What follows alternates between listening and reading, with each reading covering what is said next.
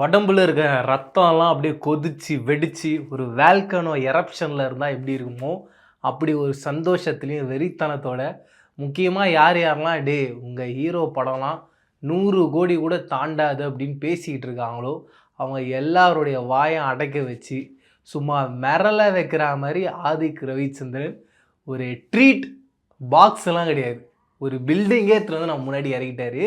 Blast banker பயங்கரம் மிரட்டிட்டாருங்க தலைவன். ஏன்னா எப்படி ஒரு ஹீரோ ஸ்டேஜ் பண்ணணும், அதுவும் அஜித் சார் மாதிரியான ஒரு ஹீரோவை இப்படி ஒரு பயங்கரமான ஒரு கேரக்டராக ஒன்று ஸ்டேஜ் பண்ணுறதுக்கு எப்பயாவது ஒரு சில டேரக்டர்ஸால் தான் முடியுது.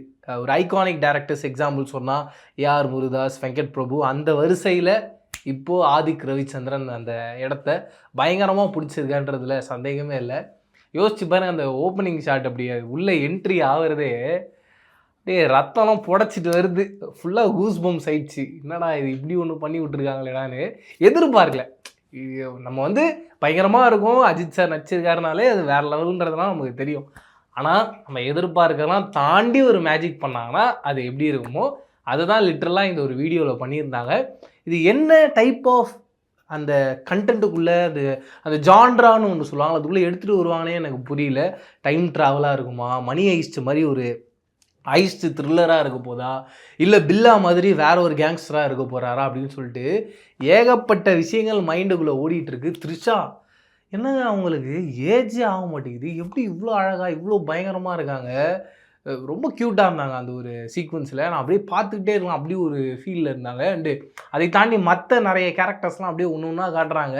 அதெல்லாம் ஸ்லோவாக ஒன்று அப்படியே இந்த வால்யூம் மீட்டரில் ஸ்லோவாக அப்படி ஏற்றும் போது இதில் காட்டும்.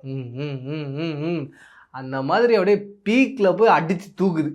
இந்த ஒரு டீசரே சொல்லிடுச்சு, கண்டிப்பாக தமிழ் சினிமாவுடைய பாக்ஸ் ஆஃபீஸில் ஒரு புது நம்பர்ஸை நம்ம பார்க்க போகிறோம், அதில் சந்தேகமே இல்லை. அந்த இடத்துல ஏகே அப்படின்றவர் இருக்க போகிறான்றது எனக்கு பயங்கர சந்தோஷம், ரொம்ப திருப்தியாக இருக்குது. இதெல்லாம் ஒரு பக்கம் இருக்கும்போது பின்னாடி நம்ம அண்ணன் ஜிவி எல்லா இடத்துலையும் சொல்லிகிட்டு இருந்தார், சம்பவமாக இருக்க போது, பயங்கரமாக இருக்க போது, மாசாக இருக்க போது, மிரட்டலாக இருக்க போதுன்னு. அவர் என்னென்ன வார்த்தைலாம் சொன்னாரோ அந்த எல்லா வார்த்தையுமே ஃபுல்ஃபில் பண்ணுற மாதிரியான ஒரு விஷயத்தை இதுக்குள்ளே வச்சுருந்தாங்க. அது அதை விட பயங்கர சந்தோஷமாக இருந்தது. அண்டு அந்த வீடு நீங்கள் வெளியிலேருந்து பார்த்தீங்களா, அது மணி ஹைஸ்டில் வந்த வீடு. அதன் காரணமாக எல்லாருமே என்ன சொல்கிறாங்கன்னா இது ஒரு ஹைஸ்ட் த்ரில்லராக இருக்கிறதுக்கான வாய்ப்புகள் நிறைய இருக்குது அப்படின்ற ஒரு பக்கம்.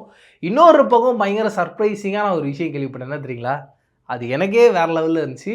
பட் ஒரு பக்கம் இது ஃபேக்காக இருக்கிறதுக்கான வாய்ப்பும் இருக்கலான்றதும் தோணுச்சு. ஆனால் அது ஃபேக்காக இல்லாமல் உண்மையாக இருந்தால் கண்டிப்பாக ஒரு அமர்கலம் மாதிரியான ஒரு வைப்ரேஷனை நம்ம தேட்டரில் ஃபீல் பண்ண போகிறோம் அப்படின்ற ஒரு ஃபீலும் எனக்கு இருந்துச்சு. என்னென்னா இந்த படத்தில் ஒரே ஒரு சீக்வன்ஸில் ஷாலினி மேம் ஒரு சின்ன கேமியோ ரோல் பண்ணுறாங்கன்னு யோசிச்சு பாருங்கள். எனக்கு ஆல் டைம் ஃபேவரட் சாங்ஸில் கண்டிப்பாக இந்த சத்தம் இல்லாமல் தனிமை கேட்டுன்ற சாங் இருக்கும். அவ்வளோ பியூட்டிஃபுல்லான சாங்கு. அஜித் சாரும் ஷாலினி மேமும் அப்படி பெர்ஃபார்ம் பண்ணியிருப்பாங்க, பயங்கர மிரட்டலாக இருக்கும். அப்படி ஒரு விஷயம் இந்த படத்தில் அப்படி ஒன்று நடந்தது அப்படின்னா ஏற்கனவே ஒரு வேல்கனோ எரப்ஷன் மாதிரி தான் இந்த ஒரு டீசரை ஆதிக் ரவிச்சந்திரன் ஓவராலாக ரெடி பண்ணி வச்சுருக்காரு. இதில் அங்கங்கே இப்படி ஹிரோஷிமா நாகசாகி மேலாம் விழுற மாதிரி ஆட்டோ பாம்பை வச்சுருந்தாங்கன்னா ஃபேன்ஸு எப்படி தாங்குவாங்க, என்ன பண்ணுவாங்க?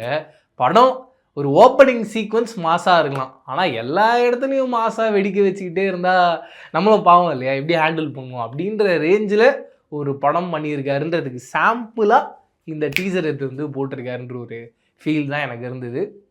அதை தாண்டி அஜித் சாருடைய அந்த கெட்டப்ஸ் எவ்வளோ மெனக்கெட்டுறாரு. ஏன்னா இது வரைக்கும் எல்லாரும் என்ன சொன்னாங்கன்னா அவர் ரொம்ப லெத்தாஜிக்காக இருக்கார், சினிமா அவர் பெருசாக கண்டுக்கிறதே கிடையாது, அவர் என்னன்னா அவர் வருஷத்துக்கு ஒரு படம் பண்ணணும்னு பண்ணுறாரு, அவருக்கு பிடிச்சிருக்குன்னு ரேஸில் போய் கலந்துக்கிறாரு, அவர் சினிமா மேலே ஒரு பெரிய ஈடுபாடே இல்லை அப்படின்லாம் பேசிகிட்டு இருக்காங்க.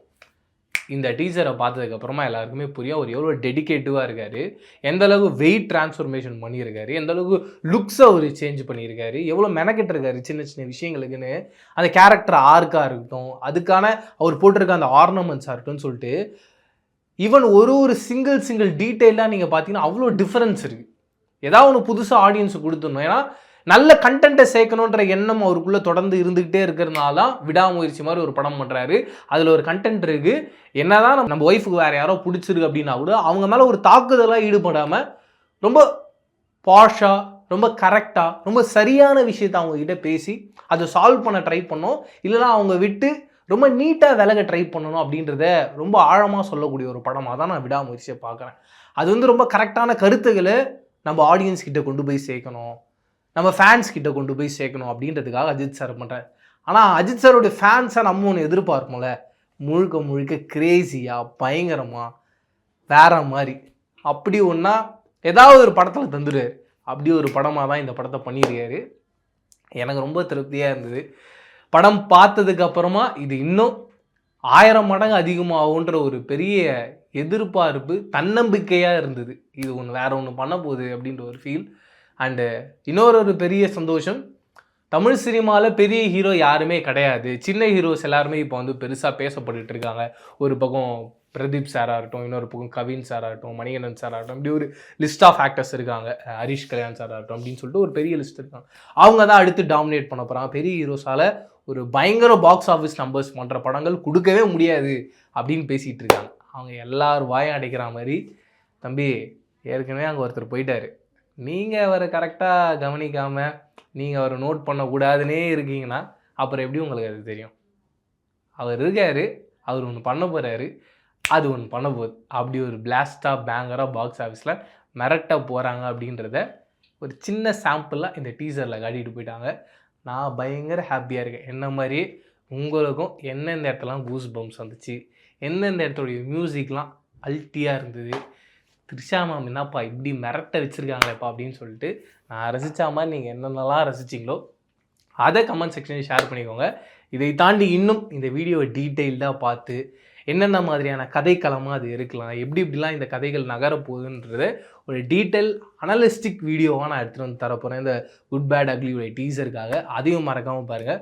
தொடர்ந்து என்ன மாதிரி உங்களை மாதிரி நிறைய ஏகே சாரோட ஃபேன்ஸ் இருப்பாங்க. அவங்க எல்லார்கிட்டையும் நம்ம வீடியோ கொண்டு போய் சேருங்க. அவங்களும் பார்த்து பயங்கர என்ஜாய் பண்ணிட்டோம். இதே மாதிரி சூப்பரான அடுத்த வீடியோவில் சந்திக்கிறேன். அது ரிலேட்டடாக வச்சுக்கோங்க. பிரவீன் கேஎஸ். பாய்.